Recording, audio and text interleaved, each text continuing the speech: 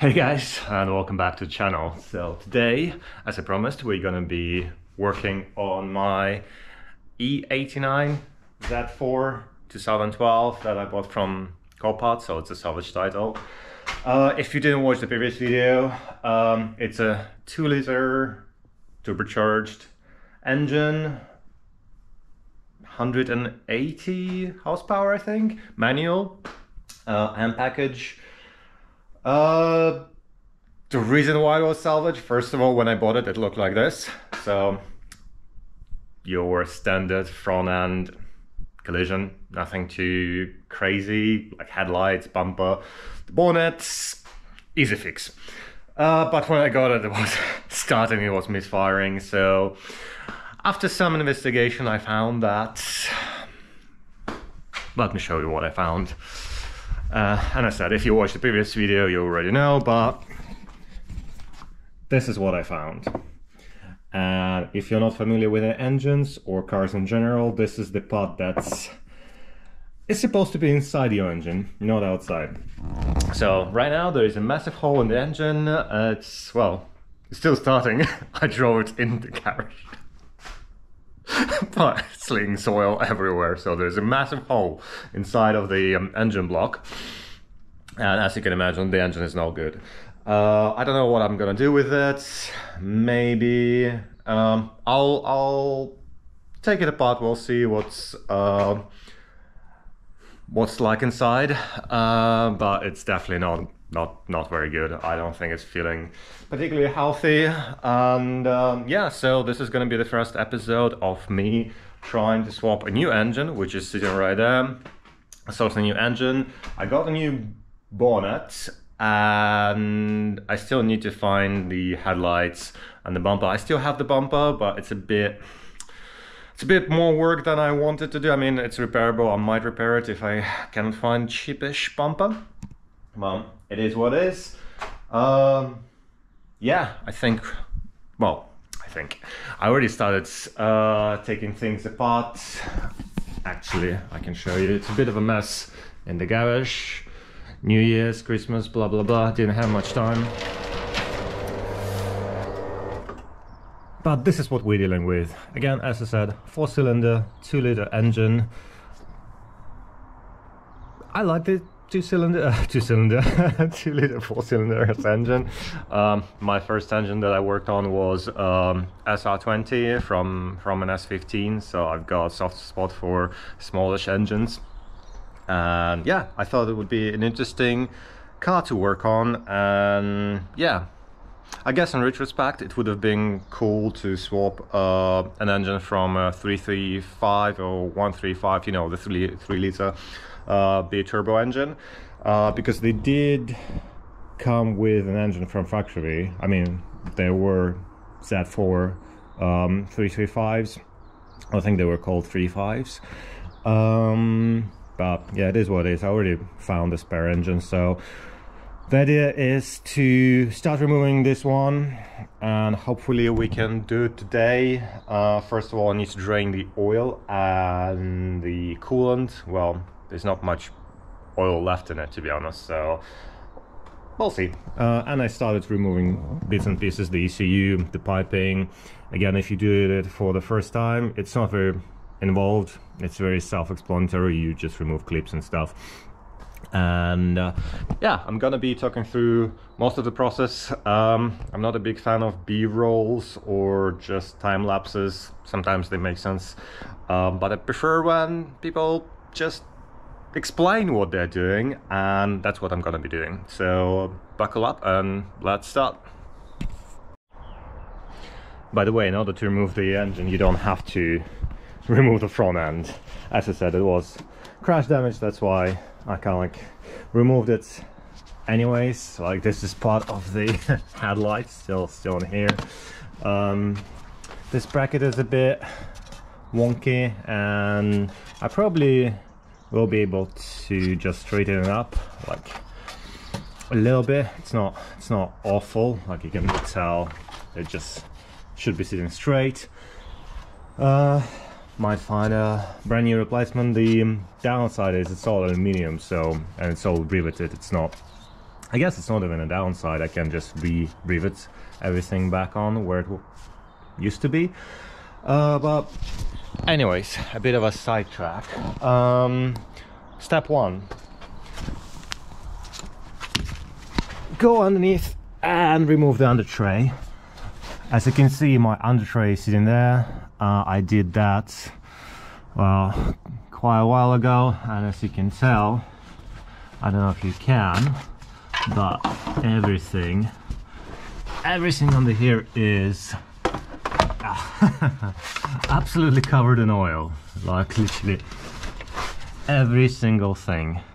It goes all the way up to the steering rack. Even the steering rack is soaked on this corner, and I don't know if you can yeah, probably it's hard. No, actually you should be able to see where the hole is. You can see that shiny thingy, that's the crankshaft. You can see the oil pan, the aluminium one was cracked. Well, actually it's the girdle. You can tell that this is a separate piece from the major block, so it's like two piece. This one's holding the crankshaft in place. The oil pan is definitely cracked. You can see a crack here. It's plastic, so no surprise. And as I said, lots of oil everywhere, so we'll open the drain plug and see how much oil there's left. But as I said, I don't think there's much oil, if any, so let's see. Your bets? A quart? Less than a quart?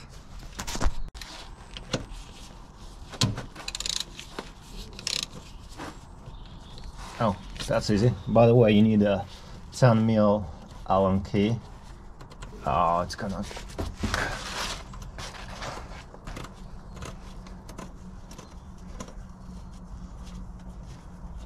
It's gonna go... Oh! I was wrong. There was some oil. It's absolutely black though. Like, it's so black. Probably one of the dirtiest oils I've ever seen in my life, but nonetheless, there's some oil. I don't know how much of it. Don't think there's a lot of it. We'll see in a bit. In the meantime, we need to drain the coolant as well. There might be more than one way to drain coolant on this car, but the easiest that I found at least is to basically disconnect this hose from the water pump, which is right there. It's an electric water pump on this one, and drain it this way. There might be a drain plug somewhere on the, well, radiator, but it's sitting right there. And from the bottom there's an intercooler, which doesn't give you much room to, well, to anything, to be honest. So you can tell the oil is almost drained. I'd say it's about a quart left out of, like, I don't know, 7 maybe. Anyways, we need to remove this Jubilee clip, and judging by the clips here and here, I think someone has been here before, so we're not the first one, boys. Well, I don't know who put that clip on, but it's just pointing at a very, very awkward angle, and it's really hard to get to the bolt from the bottom. And yeah, I don't know why people don't think that. I mean, even there's no thinking involved, like, just literally it's pain in the butt to get to, and even when you tighten it up, it's still annoying. Yeah. Oh wow, it's still not budging, even though clearly it's not. Oh, okay. Okay, you can tell someone tightened it up pretty well. Well, can I spin it around? It's a question, $1 million question. Let's see. I don't know if you can actually see it. It's right there. You can see? I'm spinning it around. Yeah, that's... Actually, it says BMW. What?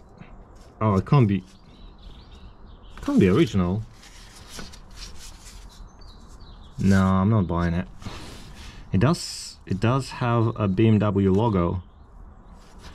Oh well, BMW it is then. I'm not gonna argue with the stamped logo. Ooh. Oh. Oh, okay. It's gonna be fun.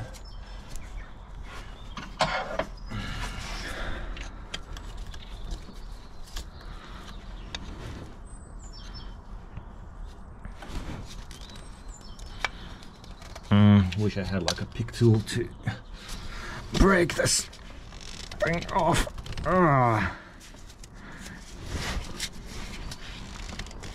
Okay, I need 2 hands.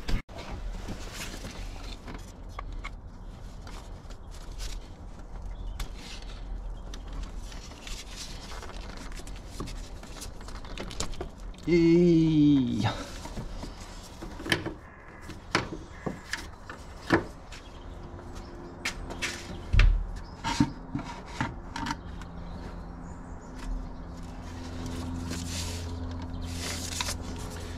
This is the AC line, nothing I can do about it, though I can probably move it out of the way a little bit. Yeah, it's doable. I don't want to bend it too much though. Let there be flood. Oh, come on. Oh, shit.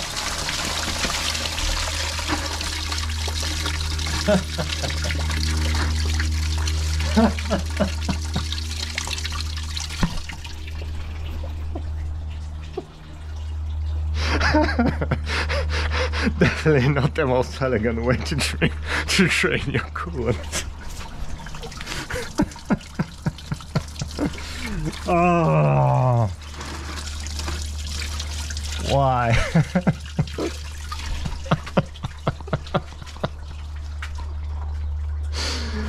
Okay. I need to find something to clean up the mess. I'll be right back.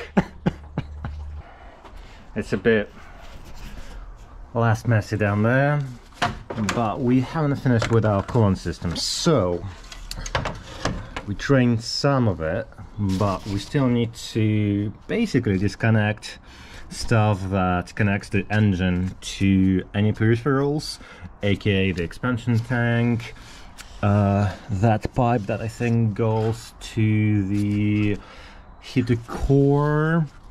There's a clip down there at the bottom, the expansion tank singular, and clips from here, which we're gonna do right now. The only downside, I mean, I love this quick disconnect things, but there's a big chance of losing one of those springs or retainer clips. Well, I just need to position my light. I drove it back in anyways. I know how to do it. Just push it up, and again it should just slide off, but it doesn't do it. Okay, yay, yeah, it's off. Again, I'm just gonna push it back in so I remember where it came from, and hopefully we're not gonna lose it. I think this thing is not located where it should be. You see there's this plastic clip that holds the AC pipe. As I said, I have a wild suspicion that someone has been here before. Right, what else? So we have the upper hose that goes into, again, I think this is the return from the heater core. So the bottom one goes in, the top one goes out into the radiator. And to make it as simple as possible, I think disconnecting it from the top, from the engine, might be the smartest way to go about it. Though, saying that, no, I still think it might be the smartest way. Can get in a way, but for now I think this is what we're gonna do. We need to relocate our bucket because there's gonna be some fluid in it, I'm 100% sure. Well, it's roughly in that vicinity. Maybe I need to push it back, our drain plug, move it out of the way. Okay, again, same procedure. You need to just prise this clip out, which again easier said than done, because you have to go through well, through this pipe under this heat exchanger. Maybe with this clip we can, nope, obviously not.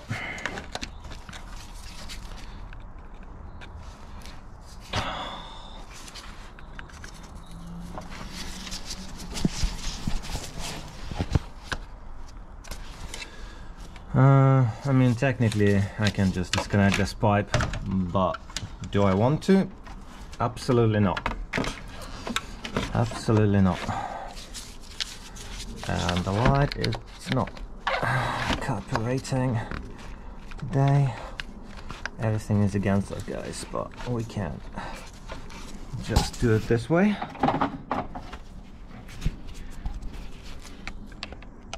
Hopefully. Yay!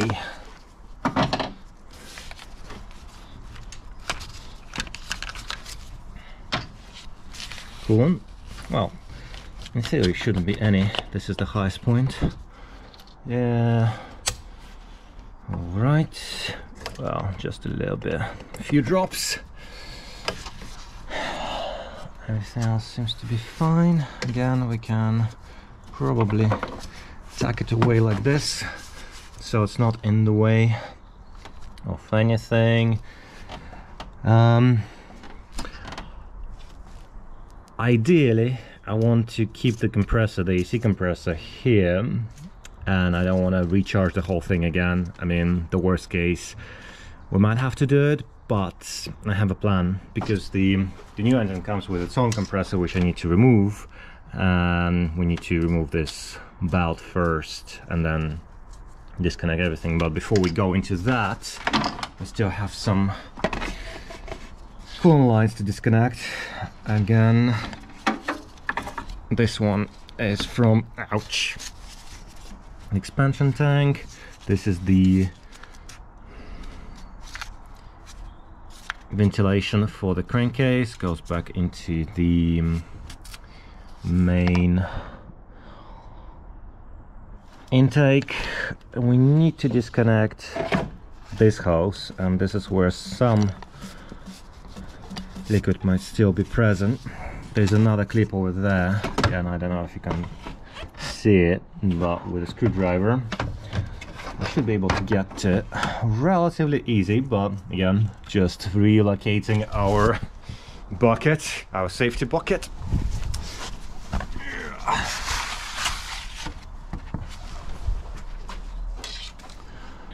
Again, the space, like there's lots of space, but everything is kind of like awkward. Like there's this brace in a way, everything is in the way. Again, hopefully you can see where the tip of my screwdriver is, and it's just missing, like the angle is ever so slightly off.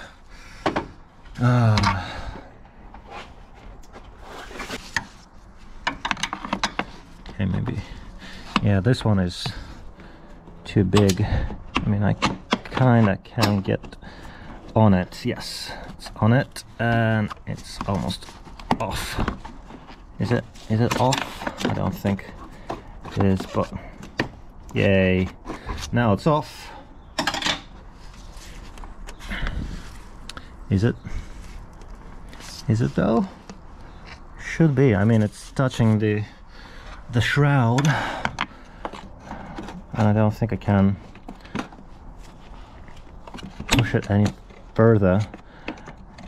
If I have to remove the whole shroud, this is, I mean, this is bad design. Again, I hope I don't have to. 2 hours later.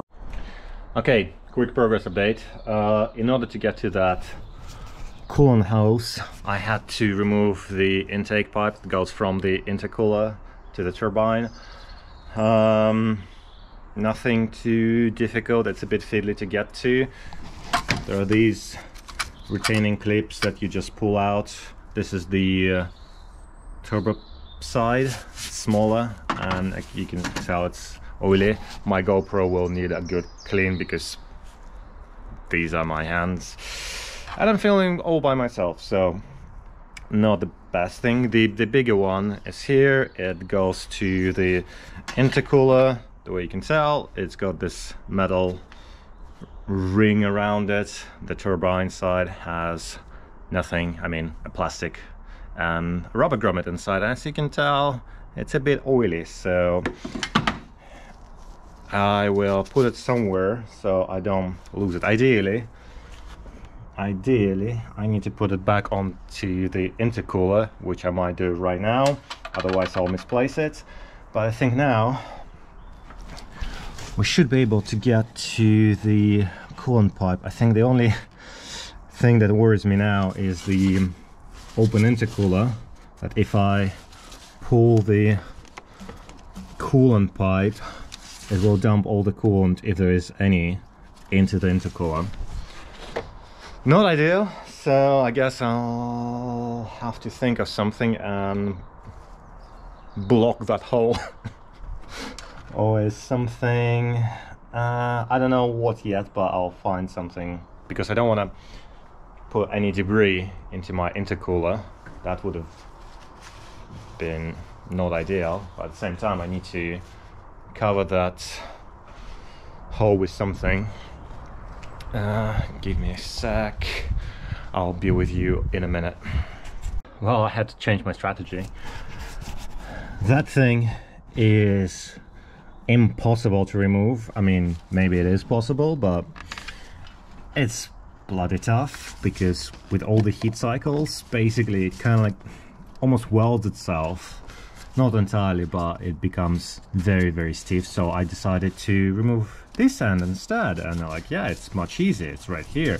Same thing, even after you remove the clip entirely, you really have to like just wiggle it around and just work it slowly and just like pull it out. Nothing else holds it. I wasn't sure if there was like another retaining clip or something, but no, it's just really, really pressed in. I don't know, it's very tight, very tight. And more coolant, obviously. More coolant. Okay, I guess that's the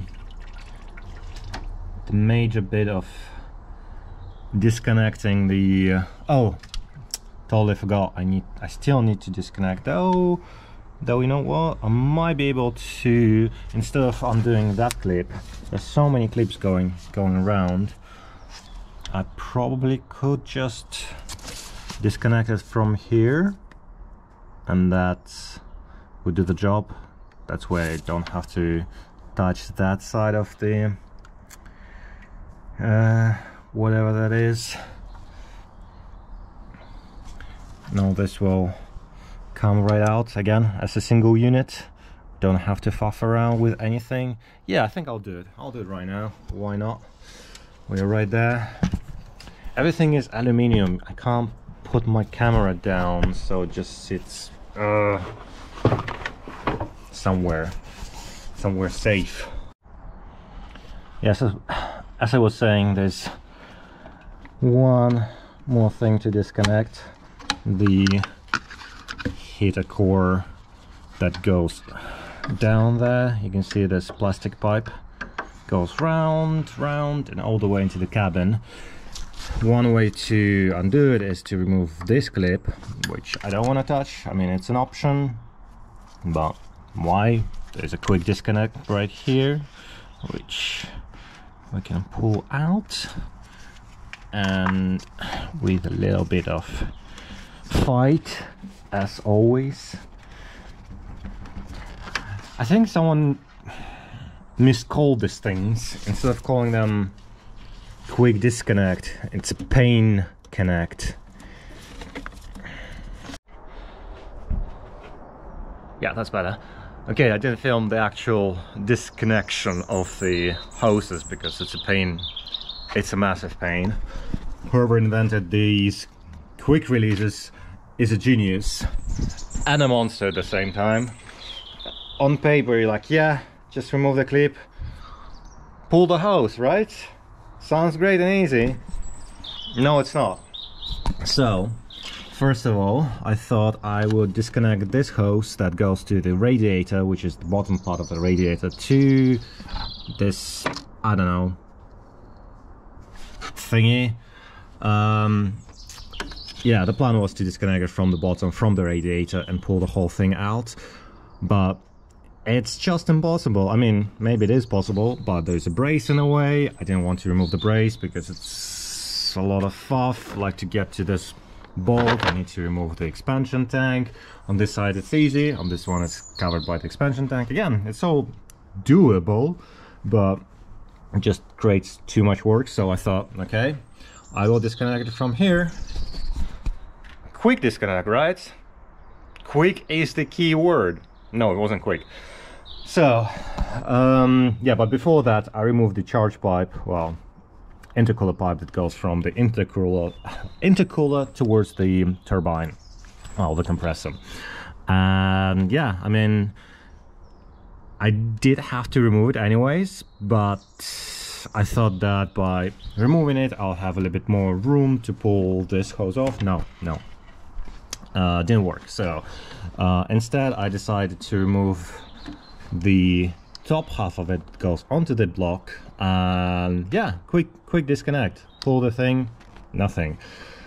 I thought there was something else holding it, but no, honestly, if you're struggling with those quick disconnects on BMWs, they're literally just plastic, hold on to plastic. So with multiple heat cycles, it sort of like welds in, not welds in, but becomes so snug and really hard. So you really need to go pull and work it around so it like breaks free before it can slide out. I use the screwdriver again. Do it at your own risk because you're working with a metal object against plastic. So I'm a little bit dark here, but sorry for the lighting. Anyways, the thing that goes to the heater core, the pipe that goes to the heater core into the cabin, again, there are two options. You can disconnect, at least in my case, I don't know if it's an original clip down there or someone just put a Jubilee style clip onto that pipe, but or hose, well, hose connecting to the pipe. Anyways, you can disconnect it from down there, or there's another quick disconnect that goes to this whole monstrosity that goes back into the water pump. Again, another quick disconnect. You can see it just goes around, loops back. This one, actually, I don't remember where even. Oh no, I do remember. Expansion tank. So from the expansion tank, it goes down to this T-piece that goes into the bottom pipe, and the other one goes into this main thing that goes into, again, another sort of like a T-piece junction that splits this coolant into, well, I guess that's the head, this heat exchanger, for whatever reasons. Yeah, but you can disconnect it from here. The actual water pump could stay on it because, again, maybe you want to follow my example, drain the coolant from there, but as you saw it, not the best option. Again, you can just unplug it from here and this whole coolant will just spray into your fan, shroud, radiator, intercooler, potentially creating even bigger mess. So again, I'm sure there is a drain plug somewhere and you guys will tell me in the comments where it is and how we can do it better in the future, and whoever is gonna do it, you'll have a much tidier well, just better time just draining your coolant. But yeah, as I said, if you want to drain it, pop this hose from the water pump and it should be relatively straightforward. Everything else is right here. It's very easy to follow. Again, lots of room to work with, which is again big plus for this chassis. Other than that, we need to go down and start working on the exhaust, disconnecting the exhaust, disconnecting the gearbox. But I will do it in not in the next video. I will put it in one big video altogether, so you don't have to jump around. I don't know, we'll see. But right now I'm probably gonna cut a lot of my jibber jabbering, and the reason why I'm not doing it right now, it's all kind of wet and it's dripping coolant, and yeah, I tried. Believe me, coolant in your face is not that nice. This is how much oil we've drained. I think it's about maybe 2 quarts, aka liters, slightly less than 2 liters, I suppose. Maybe around that. Again, I did expect it to be far less, but 2 liters is still fine-ish. There's no dipstick on this engine, so you cannot really tell how much oil there is left. There is a thingy that tells you how much oil in the car, but I think it only works when the car is warmed up. Weird. But there was no oil light on the dash, so I guess that's enough. The oil itself is very dark, very black. Don't see any metal shavings in it, at least nothing that is obvious. I mean, the oil pan, the drain tray is filthy, but nothing sparkly right now, so I guess it didn't spun a bearing, did it? The coolant itself looks a bit rusty to my eye, to be honest. I don't know, maybe it's standard color on BMWs, but I doubt that. So we're gonna be replacing and flushing coolant. You can tell even here it's sitting, and yeah, it's not the best. Yeah, so as I said, the next step is disconnect the engine from the gearbox and the exhaust. Yeah, the engine mounts as well, but I will leave it for last because honestly it's relatively easy on this engine. Actually, I can show you here. This is where it sits. There are 2 bolts holding the, oh come on, just stay in place, the engine mount here and here. So you just remove these and the whole thing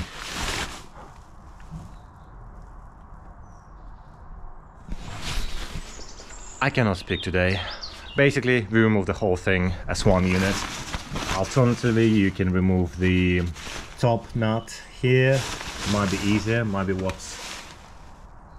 I'll do on here though.